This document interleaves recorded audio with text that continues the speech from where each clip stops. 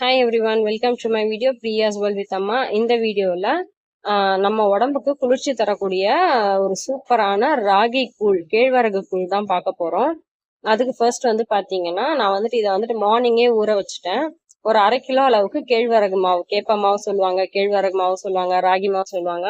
So அந்த மாவு வந்து பார்த்தீங்கன்னா நான் இன்னைக்கு ரெடிமேட் தான் எடுத்திருக்கேன். அதை வந்துட்டு ஒரு பவுலில் சேர்த்துட்டு இதை வந்துட்டு ஊற வைக்கிறதுக்கு தண்ணி நல்லா வந்துட்டு இந்த மாவு முங்குற அளவுக்கு தண்ணி ஊற்றிக்கணும். தண்ணி ஊற்றிட்டு இதில் வந்துட்டு எந்த கட்டியுமே இல்லாத அளவுக்கு நல்லா வந்துட்டு ஒரு விஸ்கோ இல்லை ஒரு ஃபோக் ஸ்பூனோ இல்லை நம்ம கை வச்சு கூட நல்லா கலந்து விட்டுலாம். எந்த ஒரு கட்டியுமே இருக்கக்கூடாது. நல்லா கலந்து கொடுத்துட்டு இதை வந்துட்டு ஒரு ஹோல் டே ஊற வச்சுக்கோங்க. இதை நான் வந்துட்டு மார்னிங் 9 o'clock நான் இதை ஊற வச்சேன். இதுக்கப்புறம் வந்து பார்த்தீங்கன்னா இந்த தண்ணி காட்டுறதுலாம் வந்து நான் வந்துட்டு ஈவினிங் வந்துட்டு ஒரு 7 o'clock தான் எடுத்தேன்.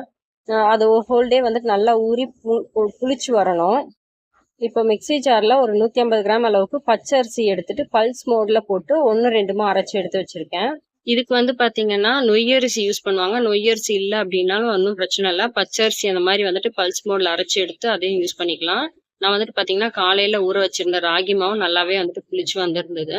இப்போ ராகி மாவையும் பச்சரிசியும் வேக வைக்கிறதுக்காக நல்ல ஒரு அடிகனமான பாத்திரத்தில் அந்த பாத்திரத்துல வந்து பாத்தீங்கன்னா 3/4 அளவுக்கு தண்ணி எடுத்து வச்சிருக்கேன். அந்த பாத்திரத்துடைய அளவுல 3/4 அளவுக்கு நான் தண்ணி எடுத்து நல்லா கொதிக்க வச்சிருக்கேன். நல்லா கொதிச்சு வந்த பிறகு நம்ம வந்துட்டு பச்சரிசியை போட்டுட்டு வேக வைக்கணும். பச்சரிசின்றதுனால சீக்கிரமாவே வந்துட்டு வெந்துடும். ஸோ அது வெந்ததுமே வந்து பாத்தீங்கன்னா நம்ம கரைச்சி வச்சிருந்தோம் இல்லையா, நல்லா அந்த ராகி மாவை ஸ்டவ்வை மீடியம் ஃப்ளேம்ல மாத்திட்டு ராகி மாவு போட்டுட்டு நம்ம வந்துட்டு ஒன் சைட் கலரிக்கிட்டே இருக்கணும். இல்லைன்னா போய் கட்டி தட்டிரும். கட்டி பிடிச்சிருச்சுன்னா வந்துட்டு நல்லா இருக்காது. ஸோ நல்லா வந்துட்டு ஸ்டவ்வை லோ ஃப்ளேமில் மாற்றிட்டு தான் நம்ம வந்துட்டு ராகி மாவு வந்துட்டு இதில் ஊற்றணும்.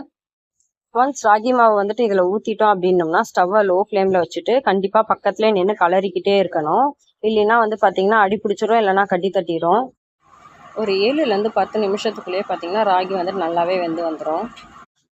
இந்த சம்மருக்கு இந்த மாதிரி ராகி கூழ், கம்மங்கூழ் இதெல்லாம் வந்துட்டு சாப்பிட்டு நம்ம உடம்பு வந்துட்டு கண்டிப்பாக ஹைட்ரேட்டாக வச்சுக்கணும். இப்போ வந்து பார்த்தீங்கன்னா எனக்கு கம்ப்ளீட்டாக முடிஞ்சிருச்சு. இது வந்துட்டு நம்ம வெந்துருச்சு அப்படின்றதுக்கு நம்ம எப்படி செக் பண்ணலான்னு பார்த்தீங்கன்னா, நம்ம கை வந்துட்டு நல்லா வந்துட்டு ஈரத்தில் நனைச்சிட்டு இந்த மாதிரி மாவு தொட்டு பார்த்தோம்னா மாவு வந்துட்டு நம்ம கையில் ஒட்டக்கூடாது. ஒட்டாமல் இருந்துச்சு அப்படின்னா மாவு வெந்துருச்சு, கம்ப்ளீட்டாக வெந்துருச்சு அப்படின்னு அர்த்தம். இப்போ நெக்ஸ்ட் டைம் மார்னிங் வந்துட்டு பார்க்கலாம். அது வந்துட்டு காய்ச்சி வச்சுட்டேன் நைட்டு. நெக்ஸ்ட் டைம் மார்னிங் வந்துட்டு இப்போ எனக்கு தேவையான அளவுக்கு இந்த காய்ச்சி வச்சிருக்க கூழ் வந்துட்டு ஒரு பவுலில் எடுத்து ஊற்றிக்கிறேன்.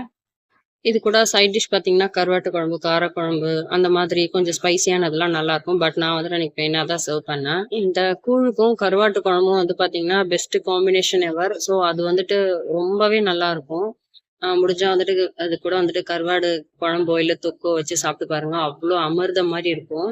நெக்ஸ்ட் வந்து பார்த்தீங்கன்னா இது கூட நான் வந்துட்டு புளிப்பில்லாத ஃப்ரெஷ்ஷான கெட்டி தயிர் சேர்த்துக்கிறேன். தயிர் வந்துட்டு பார்த்தீங்கன்னா நமக்கு வேணுன்ற அளவுக்கு சேர்த்துக்கலாம். நான் வந்துட்டு ஒரு 3 டேபிள் ஸ்பூன் அளவுக்கு எடுத்திருக்கேன். அண்ட் இது கூட வந்து பார்த்தீங்கன்னா பெரிய வெங்காயம் வந்துட்டு கொஞ்சம் பொடியாக சாப் பண்ணி வச்சிருக்கேன். அது ப்ளஸ் வந்துட்டு இதுக்கு தேவையான அளவுக்கு உப்பு போட்டுட்டு தண்ணி ஊற்றி நல்லா கலக்கி எடுத்துக்க வேண்டியதான். தண்ணி நமக்கு வேணுன்ற அளவுக்கு ரொம்ப திக்காகவும் இல்லாமல் ரொம்ப வந்துட்டு கெட்டியாகவும் இல்லாமல் குடிக்கிற அளவுக்கு நம்ம வந்துட்டு எடுத்துக்கிட்டோம்னா கரெக்டாக இருக்கும். இது வந்து சின்ன பிள்ளைங்கலேருந்து பெரியவங்க வரைக்கும் யாருனாலும் சாப்பிடலாம். அவ்வளோ நல்லது உடம்புக்கு. கண்டிப்பாக இதை ஒரு வாட்டி ட்ரை பண்ணி பாருங்க. இதை செய்யறதுமே பார்த்தீங்கன்னா அவ்வளோ ஒன்றும் பெரிய கஷ்டமான வேலைலாம் கிடையாது. அவ்வளோதான், வேலையே முடிஞ்சுது. இதுக்கப்புறம் வந்துட்டு அப்படியே டம்ளர் ஊற்றி கொஞ்சமாக மேலே தயிர் அண்ட் கொஞ்சமாக வந்துட்டு வெங்காயம் சேர்த்துருக்கேன். சின்ன வெங்காயமா இருந்தால் இன்னமுமே வந்துட்டு பெட்டர். நான் இன்னைக்கு வந்துட்டு பெரிய வெங்காயம் தான் போட்டிருந்தேன். வீடியோ பிடிச்சிருந்தா கண்டிப்பாக லைக் பண்ணுங்க அண்ட் சேனலுமே சப்ஸ்கிரைப் பண்ணிக்கோங்க. தேங்க்யூ.